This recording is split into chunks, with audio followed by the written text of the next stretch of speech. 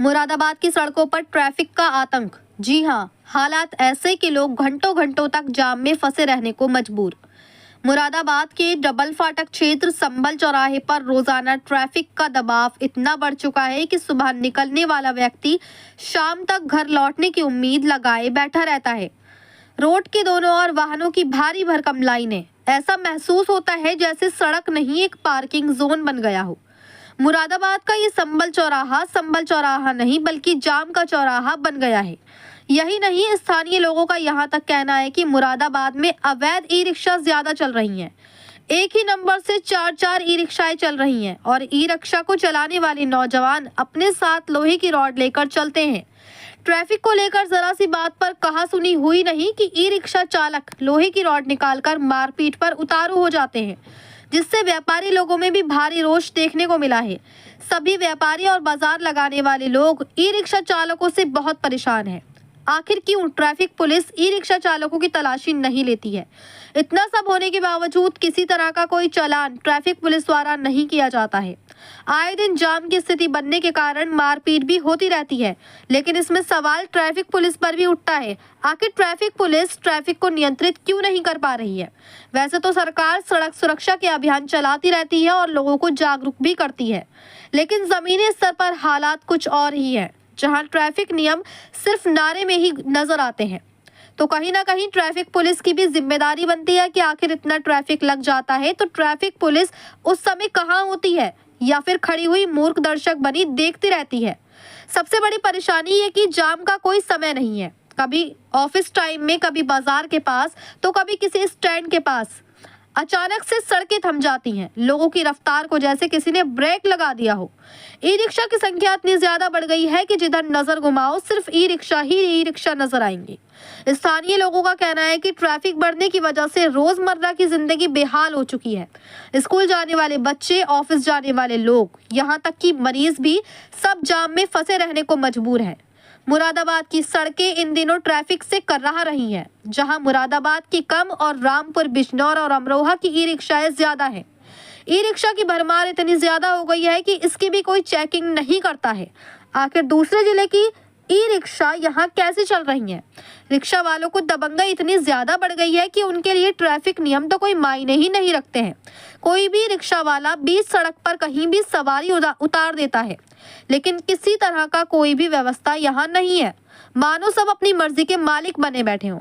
और सवाल ये उठ रहा है कि आखिर कब मिलेगी इस जाम की समस्या से राहत?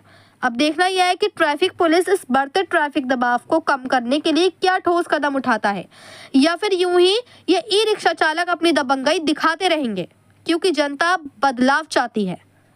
मुरादाबाद से परवेज अंसारी की रिपोर्ट।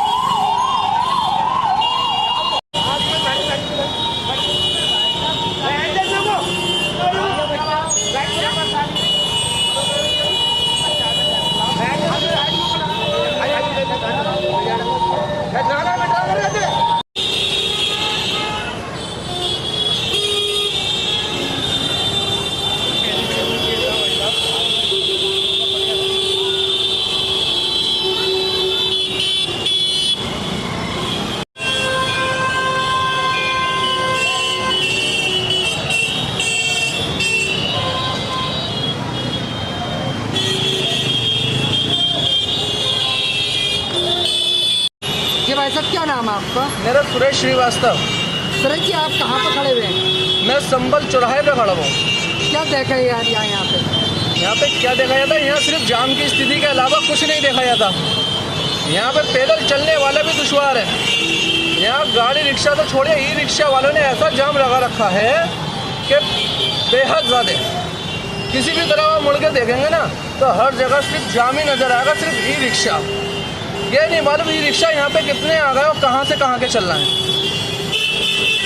शाम के समय में संभल चौराहे का जो जाम है, ये जाम नहीं है, जाम है पूरा।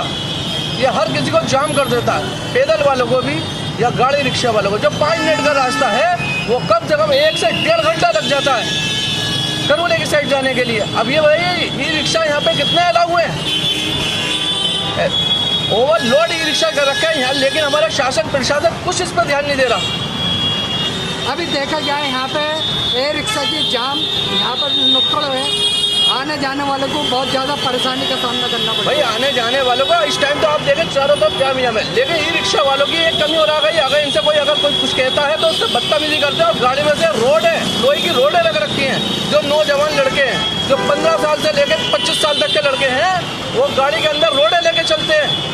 यहाँ का हमारा शासन प्रशासन भी बड़ा परेशान हो जाता है इनसे। अच्छा जगह है टोल फाटक का पार, यहाँ पे लाइन से रिक्शा रखते हैं, ट्रैफिक वाले कुछ क्या करते क्या? ट्रैफिक वालों ने बहुत सहायता करी, मगर लेकिन ट्रैफिक वालों के पीछे भी ये पड़ जाते हैं कभी कभी। तो देखा जा रही है आखिर यहाँ पे टोल फाटक पर ए रिक्शा की जाम लगा सवारी पर डालते हैं, तो ट्रैफिक वाले भी कहीं ना कहीं जिम्मेदारी बनती है इसकी। जिम्मेदारी बनती है, मगर लेकिन ये लोग पता ना कौन से अपने किस तरीके से क्या करते हैं कि शासन प्रशासन को भी दबा लेते हैं। ये कैसी मानसिकता है इन लोगों की? तो कहीं ना कहीं जाम की स्थिति बनी हुई है ई रिक्शा की वजह से, सिर्फ ई रिक्शा, इसके अलावा कोई नहीं है। पूरी पब्लिक परेशान है इस संभल चौराहे से। ये संभल चौराहा नहीं बचा, ये जाम का चौराहा बचा है, और जब शाम का टाइम तो जाम का चौराहा बच जाता है। यहाँ के सारे दुकानदार भी परेशान हैं। व्यापारियों का क्या कहना है? व्यापारियों का यही कहना है कि जाम की स्थिति को सुलझाया जाए, यहाँ कोई जाम ना लगे। व्यापारी भी इनसे तंग आ चुके हैं, व्यापारियों के ऊपर तो ये लठे लेकर चढ़ जाते हैं, आए दिन लड़ाई झगड़ा ई रिक्शा पे। तो रिक्शा कहीं ना कहीं बाहर की भी आई हुई है। बाहरी रिक्शा सबसे ज़्यादा है, और इस चौराहे पे अगर जांच करी जाए ना, रामपुर दोराया, अमरोहा, बिजनौर, रामपुर तक की रिक्शा यहाँ पे चल रही हैं। कहाँ से चल रही हैं? नंबर 2 की रिक्शा इतनी चल रही है, एक नंबर पे 4-4 रिक्शा चल रही हैं। कहाँ से चल रही है रिक्शा? इसकी चेकिंग होनी चाहिए, और जो अवैध रिक्शा दिखे उन्हें उतार के तुरंत उन्हें स्क्रैप में डाला जाए। योगी सरकार ने भी कहा जाम से स्थिति जनता को दिलाई जाए, लेकिन जनता इस टाइम इतनी परेशान है कि शासन प्रशासन भी कुछ नहीं कर पा रहा। ठीक है।